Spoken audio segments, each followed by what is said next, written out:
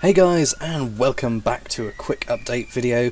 I've got a couple of exciting announcements to make. As you may have seen, the German battleships update has just been released for World of Warships, which is currently downloading for me in the background, which I can't wait to get my hands on. But even more importantly, it has just been announced that we are finally going to be getting a tech tree for Her Majesty's Royal Navy. So we're finally going to be getting a cruiser line, which is awesome. I can't wait to get my hands on that, and knowing me, I'm definitely at some point in the future going to be doing some sort of cinematic on that, although the lack of training room function in World of Warships does pose a considerable difficulty. However, I'm going to very quickly, before I go on about the British ships, mention that I have set a time for the recording session of the German-Russian snowy thing that I still haven't titled. It's going to be happening on the 20th, on a Saturday, sometime in the afternoon. I'm going to start, basically just make sure you're online in World of Tanks at some time, probably after around 5 o'clock, and at some point you will get an invite.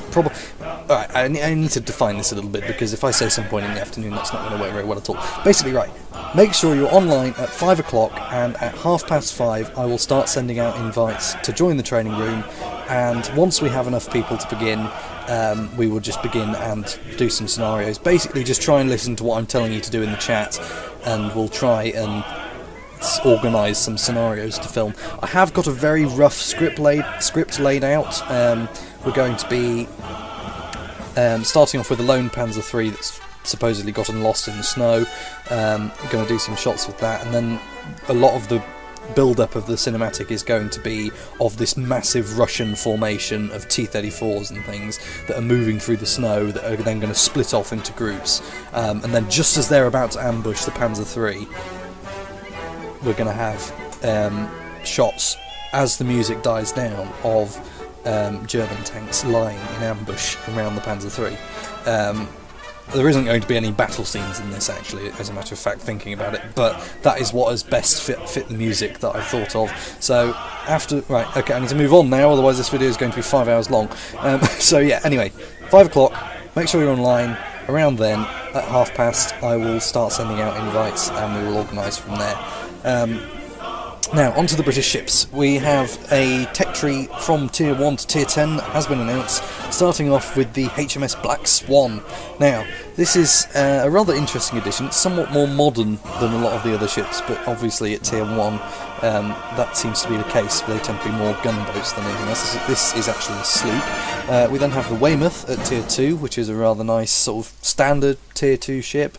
Then we have the Caldon at Tier 3. Again, pretty standard Tier 3. A bit of a sort of theme with the British ships is no armour, very fast, very manoeuvrable, but loads and loads of very fast-firing guns seems to be the sort of British cruiser norm.